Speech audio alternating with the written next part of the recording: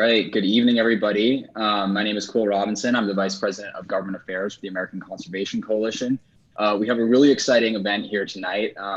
We have our main guest of the night is Congressman Frank Lucas from the great state of Oklahoma. Right. Good evening, everybody.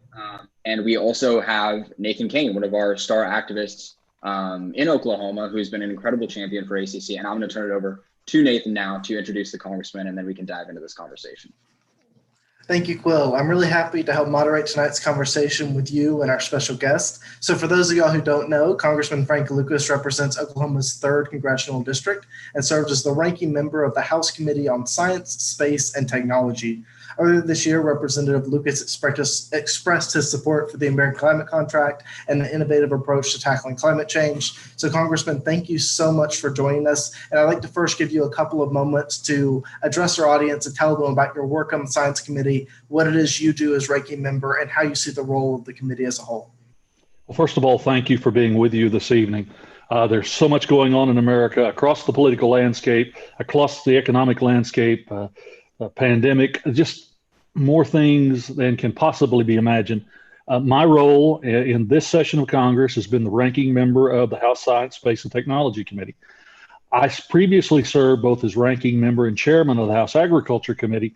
The focus of that committee, and now the focus of the Science Committee, as I work with Chairwoman Eddie Bernice Johnson, is how do we create the coalitions? How do we work together to move the human condition, the scientific enterprise? How do we move those things forward in a way that are sustainable for the long haul and done in such a way that it enhances the quality of life and the opportunities for individuals?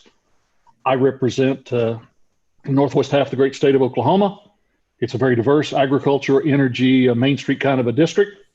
And I think we'll probably visit more in greater detail shortly, but just simply, again, to allude to the fact that we all have to work together, and we have to work with a far-sighted perspective. Otherwise, we'll never be able to properly utilize the resources we have or enable our fellow citizens to live up to their potential. And that's really what it's about, giving everyone a chance to live up to their full potential. Thank you. Thank you, Congressman. Well, that's a good place to start. And before we dive into some more specific issues, I first of all want to thank you because you were one of the members of Congress who came out and gave a statement of support for ACC's American Climate Contract earlier this year. Obviously, that's something that we put a lot of work into, and appreciate your recognition of the need for conservative and Republican leadership on the issue of climate change. And so I just wanted to quickly ask you, why is it important that conservatives, that Republicans engage on this issue, and particularly maybe how that ties into your work on the Science Committee as well? Well, I believe in a market-oriented approach, and I believe, simply put, that in the world we live in, the carrot approach is better than the stick. And in my 26 years in Congress, I've dealt with a lot of people, both on Science Committee and a variety of other committees, who might have been sincere in their perspective, but they were trying to compel people through the tax code or regulatory actions, force them to change their way of life to follow their idealistic pattern. My perspective is the carrot. How do we incentivize things? How do we create opportunities? How do we create positive circumstances that will compel people and give them the chance, the opportunity to be able to make the right decision? That's why I loved the document you all put forth. It's on that same perspective of, we're not going to make you do it, but we're going to work together to create these opportunities and incentives that will cause everyone to want to do it for the sake of the environment, for the sake of consistent energy supplies for future years to come, and just the quality of life for all of our fellow citizens. Just the quality of life. Yeah, I think that's super great. So thank you so much for obviously your support. And just the first question sort of specifically, so as Chloe mentioned, I go to the University of Oklahoma. I've been here for 4 years. So my first question's focused on our state. What specific environmental issues does Oklahoma face, and how can we realistically address them? Well, for those who've never been to Oklahoma, you have to remember we're on the east side of the Rockies in the Southern Plains. We have winters that are 10 or 12 below zero at times. We have summer times that can be 115 degrees above. We have the wildest wind patterns. We've got everything imaginable out there. So from my perspective, how do you address those kind of issues? I have things like that I'm working on, like the Weather Act bill that directs NOAA to improve tornado weather forecasting capacities. to alert us. And again, if you've never been to Oklahoma, sometimes we have these most amazing things called tornadoes that are incredibly destructive. But NOAA has done an amazing job of moving the ability to forecast forward, protecting lives and property, those kind of things. So weather prediction models, not just short-term tornadoes, but long-term rain and weather patterns, that sort of stuff. We have changed our agriculture. We've changed our lifestyle, our ability to do things. And the result of that has been a better quality of life. Congressman Lucas, we can't see others. Better quality of life that we're dealing with here in the great state. Awesome. Yes. Thank you so much. So as you mentioned a bit ago, you used to serve on the Agriculture Committee. So obviously agriculture is a huge part of the Oklahoma way of life, especially in your district.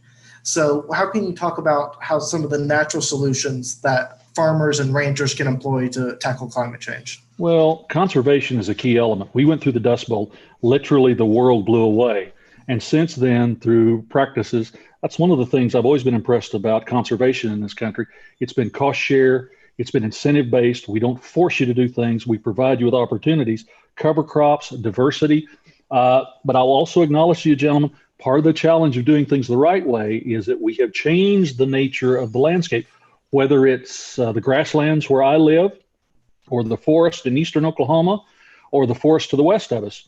We've dramatically improved how we handle those issues. We now have more standing grass. We have more cover crops, which creates a greater diversity of wildlife than anything since the homesteaders arrived in this part of the world. But it also means we have giant wildfires.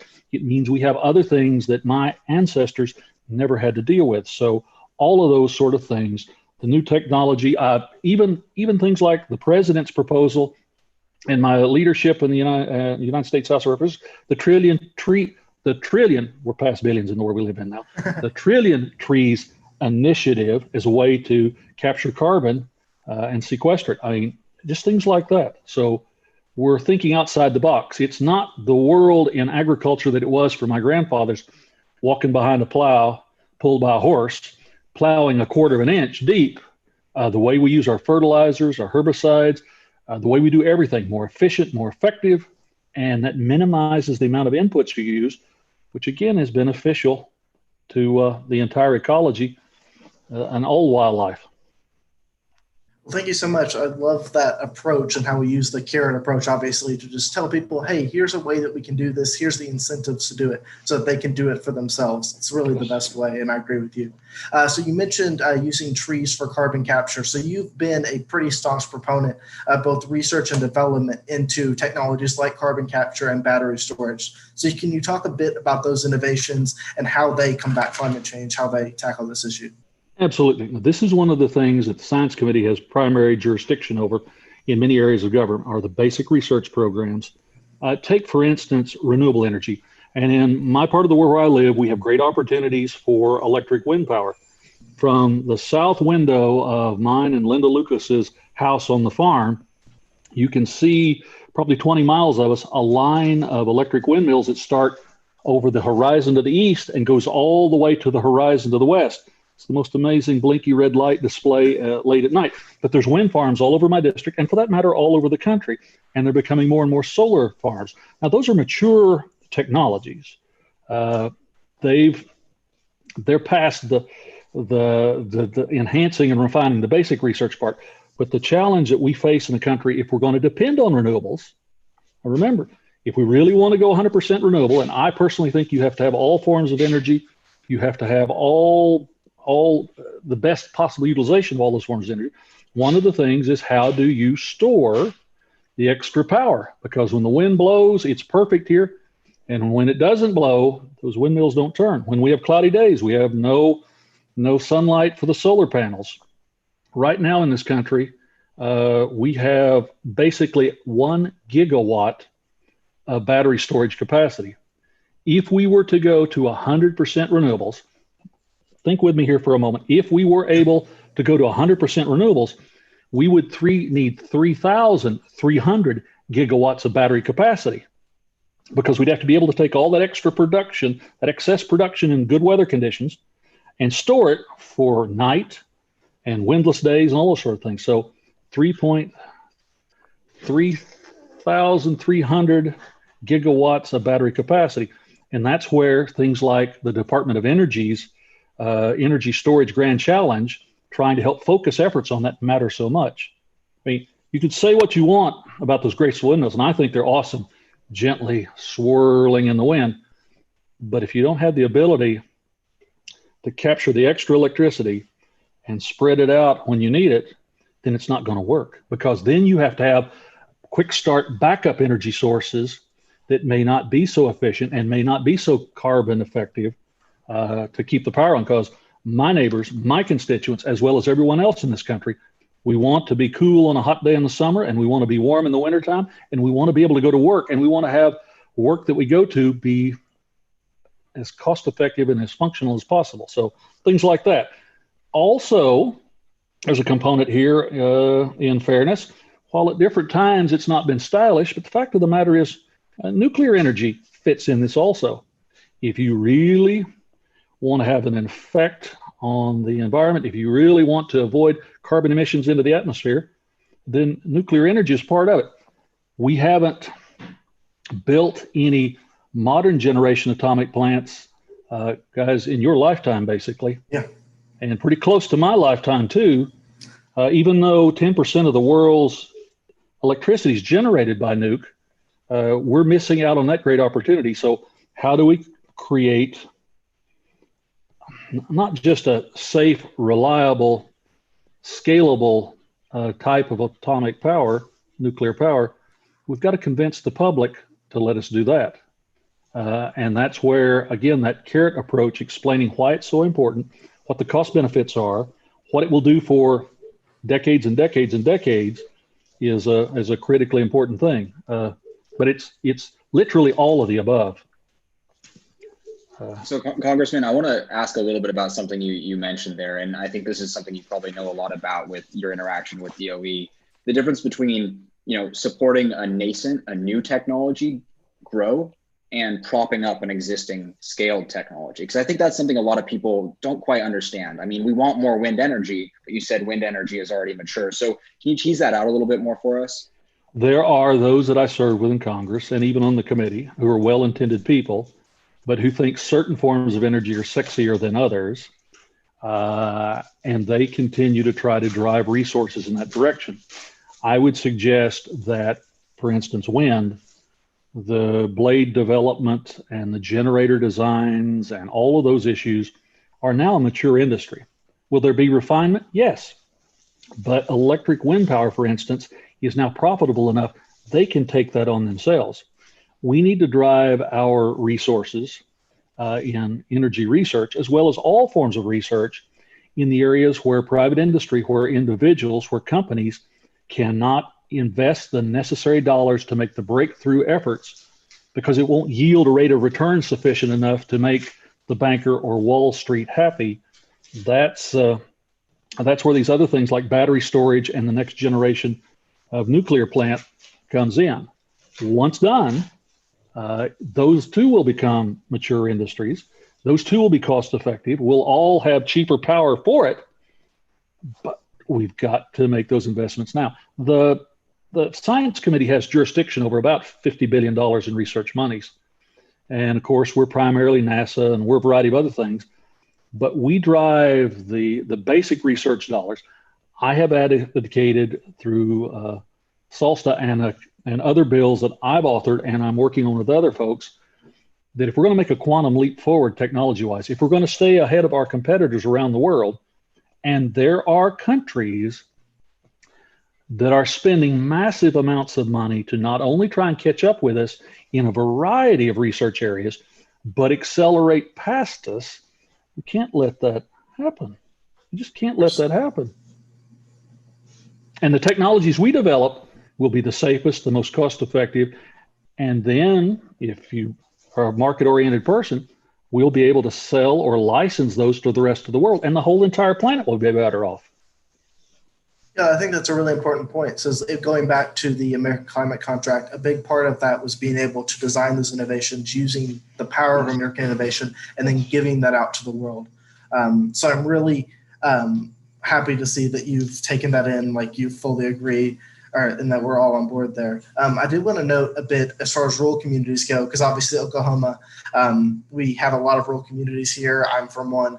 I'm from one in Arkansas, but I moved here. But as far as those go, Arky and Okie are a similar dialect, actually. Yeah, we can get along. You got to be from the region to understand that joke. Exactly. West Coast kid, I have no idea what you guys are talking about right now. It's all good. Well, yeah, so as far as rural communities go, how can we make sure that we're including them in our approach to fighting climate change?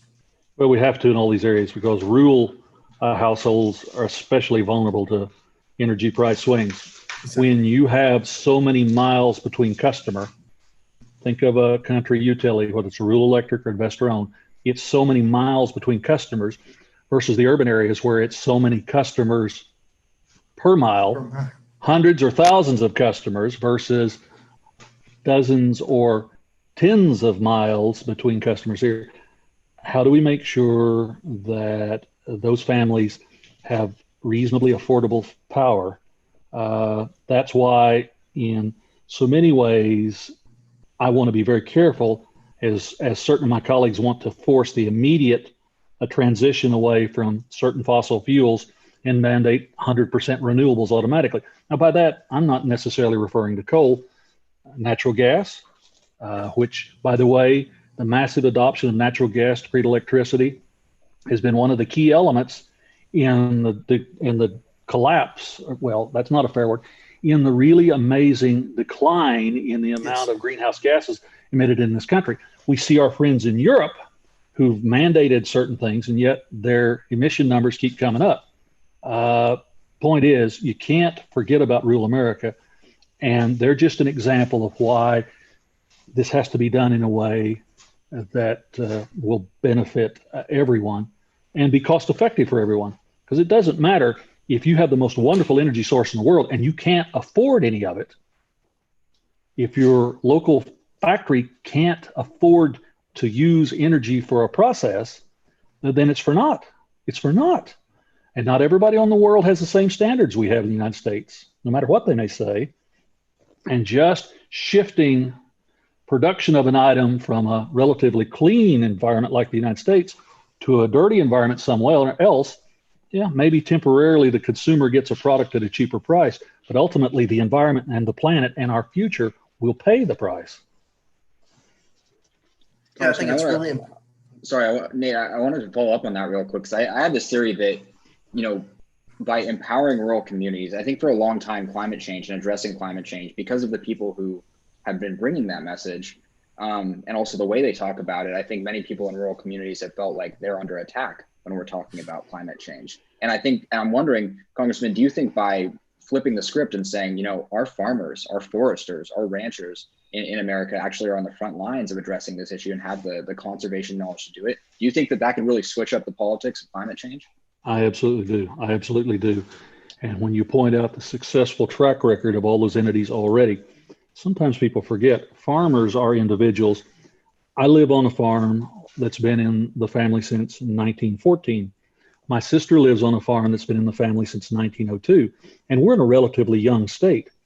So think about the farmers in Indiana, Iowa, Illinois, New Hampshire, Maine, Virginia, Georgia, where those farms have been in the families for centuries.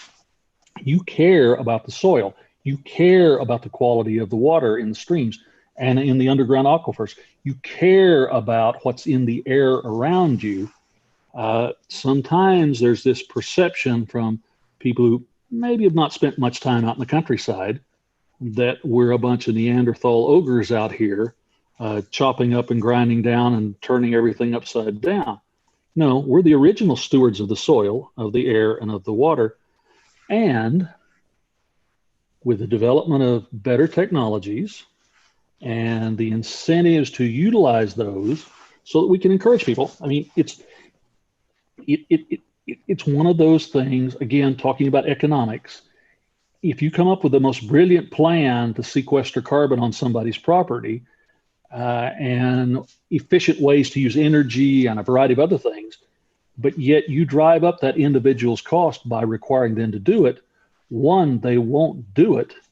And if you compel them to do it, and it's economically against their best interest, you'll financially destroy them.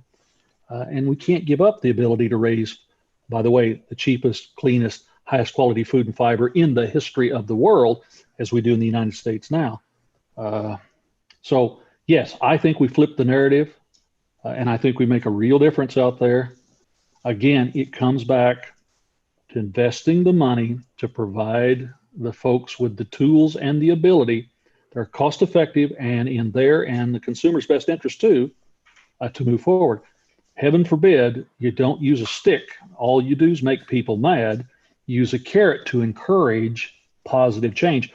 There's an observation I occasionally offer when I'm pressed by people in my district in town meetings. I do lots of town meetings. I did before COVID-19. I will after COVID-19, by the way. Vaccine's not far away, not far away. I always remind people there's a fine line between doing things for people and doing things to people. And if you give the perception both to the producer, the utilizer of resources in this country, and the consumer that you're doing it to them, not for them, then you'll get a rebellion and a political rejection, and you'll ultimately accomplish less.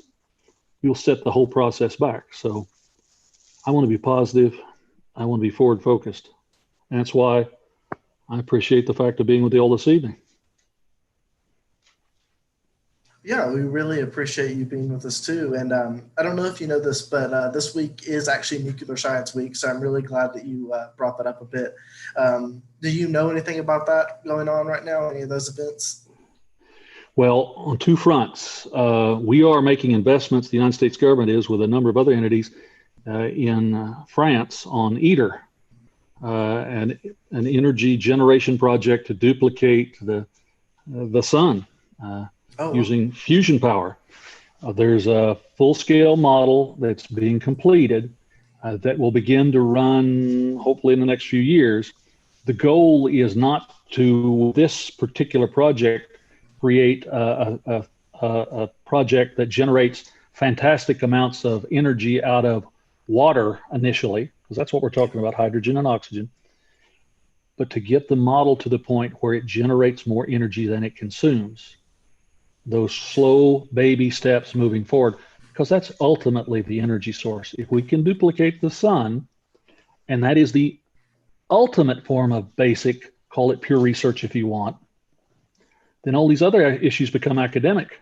When your exhaust is a little water vapor, life will be good. But until then, natural gas is important, wind is important, solar is important. All the traditional fossil fuels are important because we have to live on this planet until we get to that point where we can take the next grand step. Great. Well, Congressman, I think, what really strikes me about what you've been saying is I think, through innovation and investing in these technologies, I think we have a lot of reasons to be optimistic. I mean, that's really what I'm hearing here. And I think that that's a message that a lot of young people are not hearing right now, particularly on this issue of climate change, but also the environment generally. And so I was wondering if you could just sort of leave us with, a thought on why, young people, ACC, we're mostly between the ages of 18 and 35, all across the country, really concerned about issues of the environment and conservation and climate change. Why should we be optimistic and how should we be tackling these problems? First off, the glass is always half full. No matter how challenging things may appear to be, no matter how complicated the political process may be, no matter how complicated the environmental process is, the world we live in, the glass is always half full. Think of how far we have come in the last 20 years, in the last century. Both my grandfathers a century ago were following horses, walking, plowing. They were raising a few bushels of wheat in western Oklahoma to the acre. And it was an inconsistent crop. Think of how far we've come. If we will continue to make the fundamental investments, if we will allow the scientific enterprise in this country to go where it needs to go to make those bold new developments, those bold new discoveries, they'll bring us all along. But that also means, for my friends in the audience today, whether you are pursuing a scientific enterprise or an education in the fundamentals, I guess that's what we would call STEM now, right? Engineering, mathematics, computer programming, all of those things. That's what I do. You'll be doing your part to be a part of that grand enterprise that moves us forward. I'm so optimistic. I can't hardly. I'm a wheat farmer. And when I put a crop in the ground, I expect a seed in the ground, I expect to make a crop. That's the way I view the investment in the scientific enterprise. Yes, we've got some challenges. COVID-19 has focused huge resources on addressing COVID-19, but the rest of the scientific enterprise, we have to make sure that as we come out of this, we move forward, not backwards. We have to make the resources available. We have to make sure that the national lab system is up to par to compete with the rest of the world. The future is yours, my friends. What you help make of it, whatever facet you're involved in, whether it's the scientific enterprise or the political.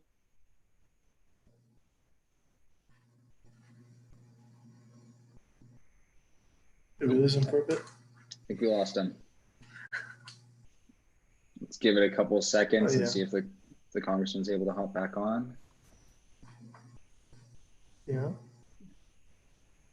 Well, I was so inspired. He was in the middle of such a good speech there. Yeah, I was waiting to see what he was going to say. I was feeling so encouraged. Right? All right. Well, it looks like the congressman is still frozen. Nathan, I think we were just about at the end of our time here, unfortunately, anyways. Yeah. But I think that's a really incredible note to end on. And, I want to thank everybody for tuning in tonight. Nate, I want to thank you for helping host and represent the great state of Oklahoma. And I think above all, I'm really left with a feeling of optimism about, the potential of, using innovative technologies to address these issues like climate change. So thank you everyone for tuning in tonight. I guarantee that this is the most productive and interesting broadcast you will see tonight. I know there's one other that I've heard about, but I'm telling you, this has definitely made me more optimistic. So